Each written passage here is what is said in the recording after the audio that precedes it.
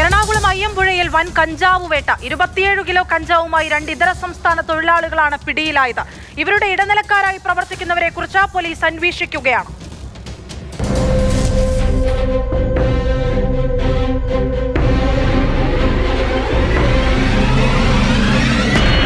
ഒഡീഷയിൽ നിന്ന് ട്രെയിൻ മാർഗം വിൽപ്പനയ്ക്കായി അയ്യമ്പുഴയിൽ എത്തിച്ച കഞ്ചാവാണ് പോലീസ് പിടികൂടിയത്.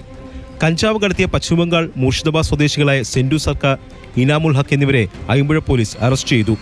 ഇരുവരും കുറച്ചുനാളായി പോലീസ് നിരീക്ഷണത്തിലായിരുന്നു. ഒഡീഷയിൽ നിന്ന് കിലോഗ്രാമിന് 3000 രൂപയ്ക്ക് വാങ്ങുന്ന കഞ്ചാവ് കേരളത്തിലെച്ച് 25,000 രൂപയ്ക്ക് വിൽപ്പന നടത്തിയ ശേഷം തിരികെ പോകുന്നതായിരുന്നു ഇവരുടെ പതിവ്. ഇതിനെക്കുറിച്ച് അറിഞ്ഞ ശേഷമാണ് പോലീസ് നിരീക്ഷണം തുടങ്ങിയത്. എറണാകുളം റെയിൽവേ സ്റ്റേഷനിൽ എത്തിച്ച കഞ്ചാവ് ഓട്ടോറിക്ഷയിൽ കൊണ്ടുവരുന്നതിനിടെ അയ്യമ്പുഴ ഒലിവ് മൗണ്ട് ഭാഗത്ത് വെച്ചാണ് ഇവരെ കസ്റ്റഡിയിലെടുത്തത്. ഇവരുടെ ഇടനിലക്കാരായി പ്രവർത്തിക്കുന്നവരെക്കുറിച്ചും പോലീസ് അന്വേഷിക്കുന്നുണ്ട്. 26.7 കിലോഗ്രാം കഞ്ചാവ് 3 ബാഗുകളിലായിട്ട് കൊണ്ടുവരുന്നത് കാണപ്പെട്ടു. ഞങ്ങൾ വാഹനം സീസ് ചെയ്തു. 2 പ്രതികളെയും നമ്മൾ അറസ്റ്റ് ചെയ്തിട്ടുണ്ട്. അവരെ കോടതിയിൽ ഹാജരാക്കി റിമാൻഡ് ചെയ്യും. ഇതിൻ്റെ സോഴ്സ് ഞങ്ങൾ അന്വേഷിച്ചുകൊണ്ടിരിക്കുകയാണ്. ഒറീസയിൽ നിന്ന് വന്നതായിട്ടാണ് ഇപ്പോൾ അറിയുന്നത്. ഇൻസ്പെക്ടർ പ്രിൻസ് ജോസഫിന്റെ നേതൃത്വത്തിലുള്ള സംഘമാണ് കഞ്ചാവ് പിടികൂടിയത്. പ്രതികളെ കോടതിയിൽ ഹാജരാക്കി റിമാൻഡ് ചെയ്തു.